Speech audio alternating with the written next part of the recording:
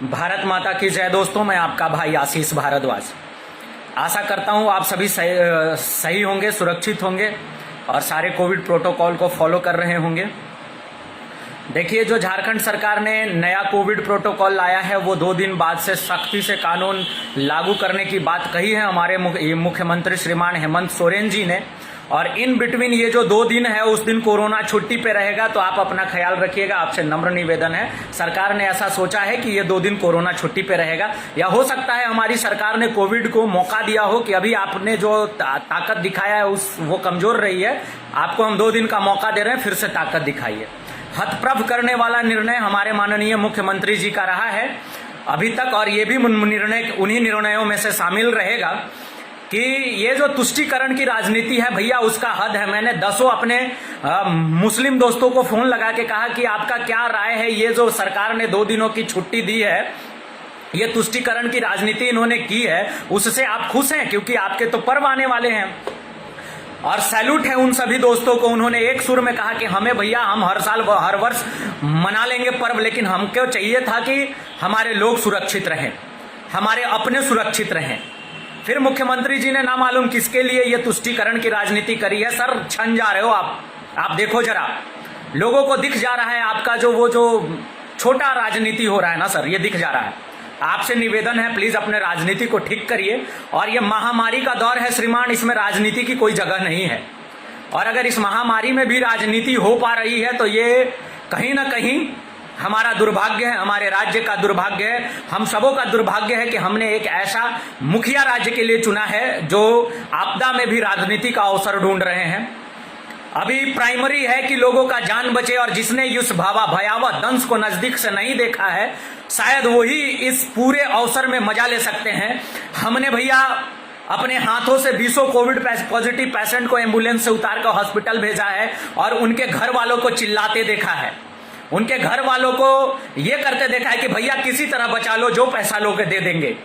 हमने ये देखा है कि 12-12, 1-1 बजे रात तक हमारे फोन पे चीखते चिल्लाते लोगों का फोन आते रहा है, और उनका सिर्फ एक ही डिमांड था कि किसी तरह ऑक्सीजन दिला दो, किसी तरह बेड दिला दो, किसी तरह भर्ती करा दो, किसी तरह जान बचा दो।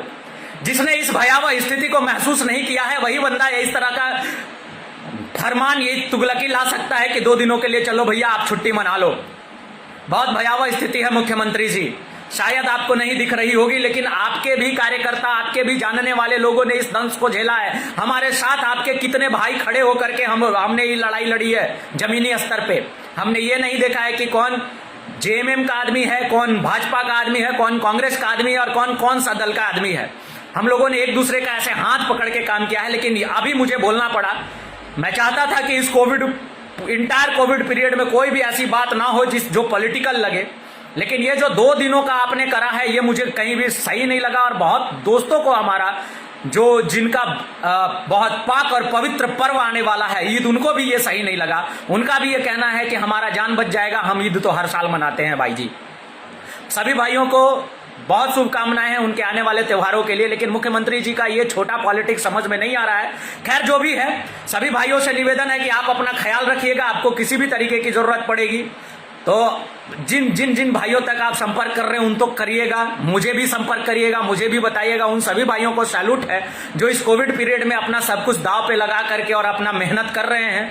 दूसरा चीज, एक चीज और कहूंगा कि जो भी प्राइवेट हॉस्पिटलों के चक्कर में भाई को ढूंढ रहे हैं, मैंने मैसेज व्हाट्सएप फेसबुक पे भी लिखा था, और मैं फिर से एक बार नम्र निवेदन कर दे रहा हूं। ये प्राइवेट अस्पताल आज चिलगोजे, ये चिल हैं भैया, ये गिद्ध हैं, ये आपको नोच डालेंगे, आपको खींच लेंगे। आपका ऑक्सीजन लेवल 85 रहेगा, फिर भी आपको 75 बता करके आपको ऑक्सीजन सेट करेंगे। आपसे निवेदन है, सदर अस्पताल डाल्टनगंज में अभी वर्तमान में सारी सुविधाएं उपलब्ध है, और अगर कोई किसी भी तरह की सुविधा अगर आपको अवेलेबल नहीं हो पाएगी तो आप फोन करिए, मुझे फोन करिए, सीएस पलामू को फोन करिए, डीपीएम साहब को फोन करिए, डीसी पलामू को फोन करिए, डीडीसी पलामू को फोन करिए।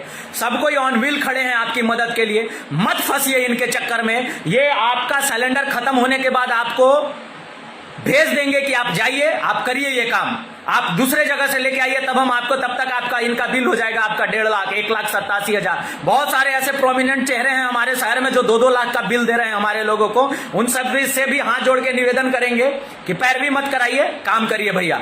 लोगों को आपकी जरूरत है, लोगों को आज लोग चिख रहे हैं, चिल्ला रहे हैं, आज उनकी जरूरत है। कम से कम इंसानियत दिखाइए। पैसे बहुत कमा लेंगे, पूरी जिंदगी पड़ी है, कम से कम नो प्रॉफिट नो लॉस में काम करने का वक्त है। सबों से हाथ जोड़ के निवेदन है कि अपना ख्याल रखिएगा। आप ये मत सोचिएगा कि 2 दिन वाकई में कोरोना छुट्टी पे है, तो अभी भयावह स्थिति चल रही है और स्थिति जारी है। इस स्थिति में साथ लड़ने का वक्त है, साथ खड़े रहने का वक्त है और अपना सुरक्षा अपने हाथ में है। लॉकडाउन का तभी लॉकडाउन और ये जो स्वास्थ्य सुरक्षा सप्ताह हमारी सरकार मना रही है, ये तमाम चीजें तभी सफल है जब हम और आप अपने ऊपर तालाबंदी करेंगे, अपने आप को कैदबंद करेंगे। जिस तरीके से पलामू ने इच्छा शक्ति दिखाई है, पलामू के एक युवा ने जिस तरीके से इस कोविड की लड़ाई लड़ी है, उन सबों को सैल्यूट है। We are proud of you, entire Palamu is proud of you कि हम ऐसे लड़ पाए, हम ऐसे इस लड़ाई को लड़ रहे हैं और इस लड़ाई को हम जीतने की स्थिति में आ गए हैं। और आप सबों से हाथ जोड़ के निवेदन है, प्राइवेट अस्पताल की तरफ बहुत आखिरी स्थिति में बहुत लोग मुझे यह मैसेज कर रहे हैं कि सरकारी अस्पताल में भर्ती होंगे तो मर जाएंगे। ये वहम दिमाग से निकालिए। ये वही अस्पताल है जिसने आज कितने लोगों की जान बचाई है, हम आंख से देख रहे हैं। मैं अभी तक 10 दफा कोविड आइसोलेशन वार्ड और बाकी जगहों पे पूरे स्वास्थ्य व्यवस्था के मैंने आंख से 10 बार देखा है। इसके बाद मैं वादे के साथ आपको कह सकता हूं कि कोई भी व्यवस्था में कहीं कोई कमी नहीं है। ऑक्सीजन सप्लाई प्रॉपर अब मिल पा रही है, थोड़ी सी रेगुलेटर की समस्या आ रही है, वो भी अरेंज हो जा रहा है। पल्स ऑक्सीमीटर अवेलेबल है और इंटायर जो चीजें जरूरत की हैं वो हमारे स्वास्थ्य कर्मी अवेलेबल करा रहे हैं, हमारे प्रशासन के लोग अवेलेबल करा रहे हैं। छोटी मोटी चूक हर जगह है, उसको इग्नोर करिए। पैनिक होने का वक्त नहीं है, सारी चीजें अवेलेबल हो जाएगी। और अगर 2 बजे रात को भी आपको कहीं कोई दिक्कत महसूस हो रही है, मेरा नंबर फेसबुक पे नीचे स्क्रॉल करिएगा, 20 जगह आपको मिल जाएगा। मेरे फेसबुक पेज पे जाकर के आप मेरा नंबर ले लीजिएगा और मुझे कभी भी फोन करिएगा, मैं आपके लिए अवेलेबल रहूंगा। हाथ जोड़ के निवेदन है, पर्व और त्योहार को मनाइएगा। और जो भी लोग इस कोरोना जैसी महामारी में शादी कर रहे हैं, बहुत लिमिटेड लोग जाइए। हाथ जोड़ के निवेदन है और मैं जहां तक नहीं पहुंच पा रहा हूं उनसे वर्बल माफी है।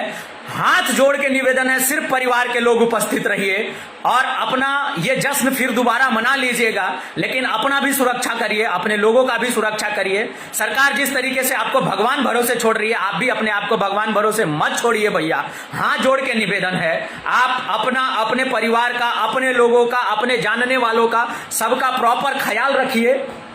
ये भी दौर बीत जाएगा, ये दौर याद रखेगा पूरा हिंदुस्तान, पूरा झारखंड, पूरा पलामू कि कौन मेरे साथ खड़ा था, कौन खड़ा नहीं था। ये दौर बीतते टाइम नहीं लगेगा। हमने बहुत मजबूती के साथ कोरोना पे काबू पाने का कार्य किया है और हम और अच्छी स्थिति में जाएंगे, ऐसा आशा है। आशा करते हैं आप सुरक्षित रहेंगे और सरकार ने जो 2 दिन का छुट्टी दिया है कोविड से, उसको आप पालन नहीं करेंगे, आप अपने ऊपर उसी तरीके का तालाबंदी रखेंगे। हम फिर से ईद मना लेंगे, हम फिर से अपना सारा त्योहार मना लेंगे। अगर हमारी जान रही, अगर आप और हम फिर से एक दूसरे को देख पाएंगे तो तमाम तरह की चीजें होती रहेंगी। तो हम आपका बहुत ख्याल करते हैं, हम आपको बहुत प्यार करते हैं, आपके अपने आप को बहुत प्यार करते हैं, इसलिए अपना ख्याल रखिएगा। सरकार की 2 दिन दी हुई छुट्टी में मत पड़िएगा और प्लीज सरकारी अस्पतालों पे पहले भरोसा करिए। अगर आपको अपना पैसा, अपना जमा पूंजी बर्बाद नहीं करना है तो बहुत वर्स्ट कंडीशन में ही प्राइवेट अस्पतालों की तरफ कुछ करिए। जो भी भाई जुड़े, सबका बहुत बहुत धन्यवाद। जय हिंद, जय भारत, वंदे मातरम, भारत माता की जय।